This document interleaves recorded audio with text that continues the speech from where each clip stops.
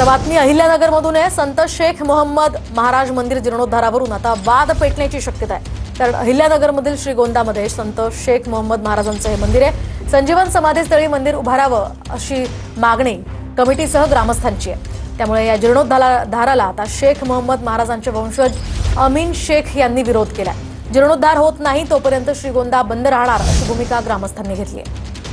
या संदर्भात अधिकची माहिती जाणून घेऊयात आमचे प्रतिनिधी कुणाल जायकर यांच्याकडून। कुणाल, काय सांगाल?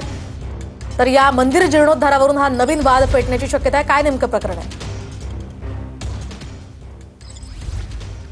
निश्चितच गेल्या काही दिवसापासून जे श्रीगोंदा येथील ग्रामदैवत आहे संत शेख मोहम्मद महाराज यांचे हे मंदिर आहे आणि या मंदिराचा जीर्णोद्धार जे आहे ते व्हावा अशी पूर्ण गावकऱ्यांची या ठिकाणी मागणी आहे। मात्र ह्या ठिकाणी जे शेख मोहम्मद दरगाह ट्रस्टचे अध्यक्ष आहे शेख हुसेन अमीन यांचा मात्र याला विरोध आहे। तर हा वाद जो आहे तो चिघळण्याची शक्यता आहे। आपण बघतो की हे मंदिर परिसर आहे हा संपूर्ण, आणि ह्या ठिकाणी एक काही भाविकांचं म्हणणं आहे की हे मंदिर आहे तर या ठिकाणी जे या ट्रस्टचे जे अध्यक्ष आहे हुसेन शेख, तर त्यांचं म्हणणं आहे की हा दर्गा आहे, त्यामुळे हा एकंदरीत वाद जो आहे तो याने पाहायला मिळतो आहे। गेल्या काही दिवसापासून जीर्णोद्धाराचं काम जे आहे ते रखडलेलं आहे। मात्र आता कुठेतरी गावकरी जे आहे ते ग्रामस्थ जे आहे ते आक्रमक झालेले आहे, यात्रा कमिटी जी आहे ती देखील आक्रमक झालेली आहे आणि आज या विरोधात आज संपूर्ण श्रीगोंदा शहर जे आहे ते बंदची हाक देण्यात आलेली आहे। भव्य मोर्चा जो आहे तो तहसील कार्यालयावरती निघणार आहे आणि एकंदरीत सगळे वारकरी असतील किंवा सगळे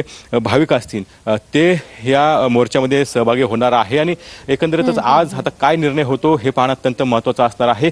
बेमुदत असं हे बंदचा इशारा जो आहे तो देण्यात आला होता आणि एकूणच आता आपण जर बघितलं तर संपूर्ण श्रीगोंदा शहरातल्या जे व्यापारी असतील किंवा इतर दुकानदार असतील त्यांनी कडकडीत बंद जे आहे ते पाळलेला आहे आणि त्यामुळे आता काय मार्ग निघतो हे पाहणं महत्त्वाचं असणार आहे। जर मार्ग निघाला नाही तर बेमुदत श्रीगोंदा जो आहे तो बंद असण्याचा इशारा जो आहे तो ग्रामस्थांनी दिला होता आणि त्या पार्श्वभूमीवरती आता थोड्याच वेळात 11 ते 11:30च्या दरम्यान श्रीगोंदा शहरातून भव्य मोर्चा जो आहे त्या मोर्चाचं आयोजन करण्यात आलं आहे आणि या मोर्चामध्ये सगळेच जे राजकीय पक्षाचे नेते असतील श्रीगोंद्याचे ते या ठिकाणी सहभागी होणार आहे आणि एकंदरीतच सगळे वारकरी जे आहेत नक्कीच कुणाल, या संदर्भातले सगळे अपडेट्स तुमच्याकडनं जाणून घेत राहणार आहोत। तुर्तास धन्यवाद दिलेल्या या माहितीसाठी।